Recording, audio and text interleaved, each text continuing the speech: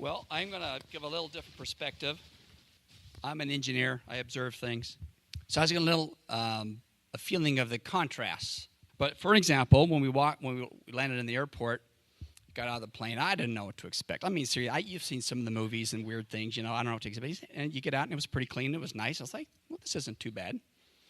And you go out and we had followed an armed guard out to the thing. That was kind of fun. But then we went out to the cars and got our stuff in the car. But when we immediately then got on the roads, oh my. So you went from really clean, and you're thinking like, this is nice, to, but that's like one nice hallway and then that's it. And you go out on the roads, again, if you want to picture Haiti, just thinking about endless rows of broken down cinder block concrete buildings or partially built buildings with roads which are not roads, they're between walls that are bouncing. You can go like 5 miles an hour bouncing up. It's kind of crazy. So you have the contrast of the clean airport, and all of a sudden it's just a road that you can't even drive on. Then I think about the things along the side of the road. You'd have a little car selling parts. There was a guy fixing tires, people selling stuff. You would have a little kind of a wooden building, and many times auto parts store. And the things like the size of 2 closets. And it's like, what are they selling in these things? I don't know. But in contrast to something like that, then they had like a giant supermarket, which he mentioned already. That in the giant supermarket you walked in, and of course, the name of the giant supermarket was not in Creole. It was Giant Supermarket in English. There's obviously a meaning behind that because this is for visitors, really for Americans or people from the United States. So on the side of the road, you have old, rusty, what looks like junk being sold. And then when we saw this, we walked in, like it says, it was almost like the angels were singing. And you say, oh, you got to be serious. No, I'm telling you, folks, when you went the contrast and you walked through the doors and saw what we saw, it was like you almost couldn't believe the contrast. And again, they have people there with shotguns at the gates, so they don't let just anybody in. Another contrast was that, again, you have the guy in the corner with making food potentially for the locals, stuff we couldn't eat. You get very sick. Maybe on a piece of board or something, making food to sell.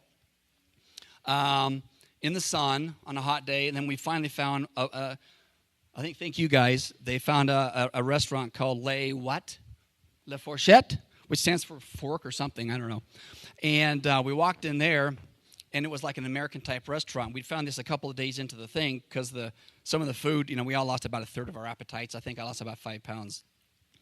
But when we found this restaurant, it was something catered to Americans. So you go from this extreme of something on the street, which people would buy, very small portions, but to us, it was an absolute blessing. Again, you had the one picture, I think, already up there. You got these old, rusty vehicles. You think, how can these, crooked wheels, just rust with crazy paint jobs on it. And then sitting there was this brand new dealership. Do you have that? I think it's just back, that's the brand new dealership. You got to understand, that is so misleading because right around that, then it's just complete crazy chaos, rusty, broken building, but that's all you see. And that's the contrast, these extreme contrast for people with money versus everybody else in Haiti. And then finally, even when we walked into our restaurant, it's funny, you walked in a restaurant, it was a nice, clean restaurant, you almost think for a minute, hey, we're almost like at a resort. I'm kidding. You walk in to the restaurant, you think for a minute, this is so beautiful. It really was. It was pretty. But then you turn around and they're closing the rusty gates. The guy with the shotgun with his finger on the trigger was closing the gate behind you to get in. And that's everything. I told my kids this yesterday. Everything basically in Haiti is behind the gate. And in many cases, there's a guy with a shotgun there. And then, so that was one compare contrast. And then I have something a little different. Go to the picture I'm talking about. You know what I'm talking about. Her name is Dafdora. I still have problems pronouncing it. I've never had to say that word. Dafdora. She was at the missions. We were there. Long story. But before I say that, I actually skip one thing. When we were at the Baptist mission up on the top of the mountain, we were there it reminded me of what was talked about the products being built. Well, they make some products here to sell to help some of the women and people up there.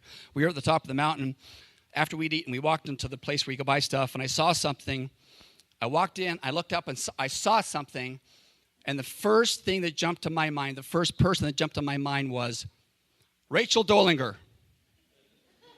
Seriously. There was this hat sitting there.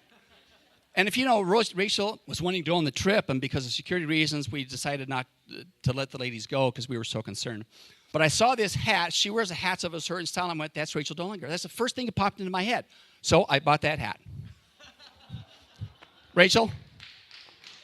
Where's Rachel? This is your hat. That's from the top of a mission, the top of Haiti.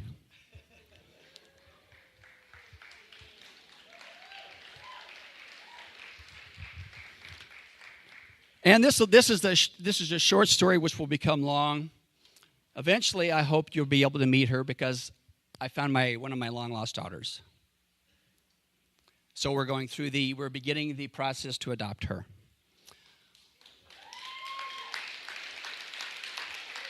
It's a long story. If you want to talk, we'll talk about it later. You'll have when we meet but I went through some psychoanalysis with these guys, and good psychoanalysis. But anyways, so we're beginning that process. She's an angel. That's all I can say. When we were driving away from that orphanage, when I had barely met her, God put her on my heart.